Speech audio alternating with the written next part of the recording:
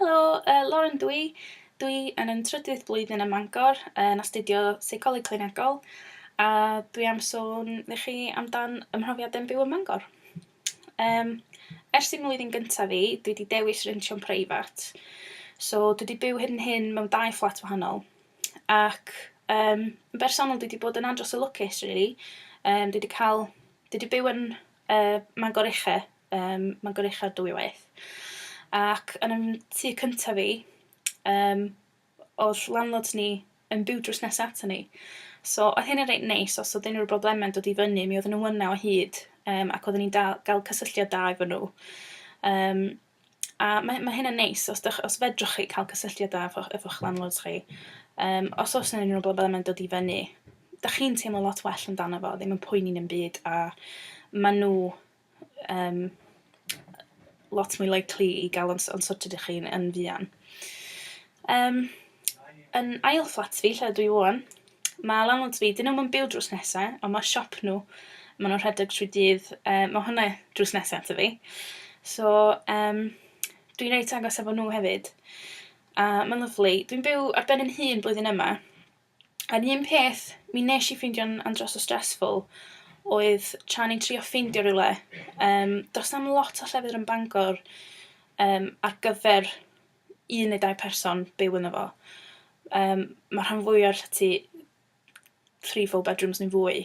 So, nes i dechrau poeni fo'n onest, bod fi ddim yn mynd i ffeindio rhywle. A pan nath lle dod i fyny, ges i viewing, a doedd o ddim yn neis. Ond nes i panicio a feddwl, o, be rhaid i fi cymryd o, gos wneith ddim byd arall o fyny. Ond, so tip cyntaf fi fasa, peidiwch â panicio. Dim just undergrad sy ym Mangor o hyd. Does na ddim dry spell yn lle, yn hyd ynglyn â lle fydd i byw. Mae yna postgrads yma, mae yna PhD students yma. Mae yna o hyd lettings yn dod i fyny at i diwedd nhw. So fyswn ni byth yn poeni am meddwl bydd ddim byd arall yn dod i fyny. Mi neithio. A dwi wedi ffeindio dwywaith. Dwi wedi panicio a meddwl, does dim byd arall mynd i dod i fyny. A dwi wedi cael rhywle lyflu yn diwedd, a dwi'n andros o hapus. Fyswn ni hefyd yn dweud, siopiwch rownd, paid â teimlo bod chi'n gorfod cymryd lle cyntaf chi. Hyd yn oed os oes ddim problem efo lle, ond mae rhy ddrud i chi. Os ydyn rhy ddrud, mae'n rhy ddrud. Fyddwch chi ddim yn hapus yn stryglo am weddill y flwyddyn.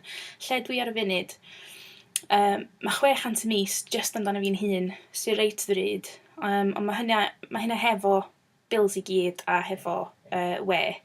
So, jam rhy ddrwg, ond dwi'n bersonol yn gallu fforddio fo hefo cymorth ariannol dwi'n gael.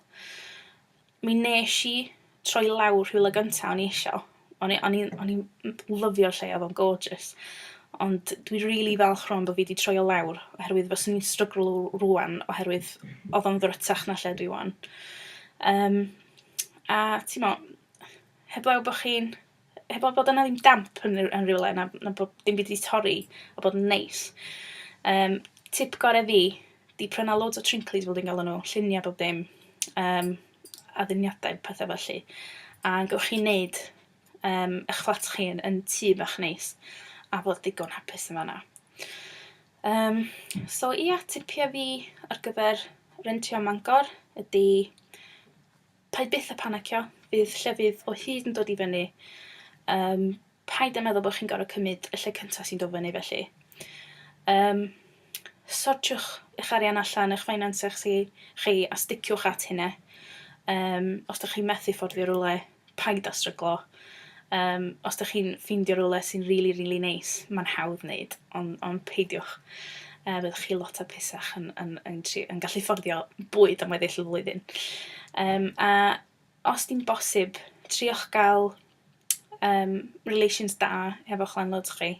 Cos mae hyn yn andros o help. Dwi di clywed am ffrindiau sydd wedi cael profiadau ddrwg efo landlords, dyn nhw ddim yn gweld o gwbl.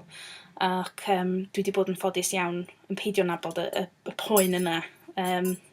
Dwi'n gysidro fy landlords yn ffrindiau fi. So, os oes yna rhyw broblemau'n dod i fyny, dwi'n gwybod wneith nhw sortio fo'n syth, a maen nhw'n lyflu efo fi.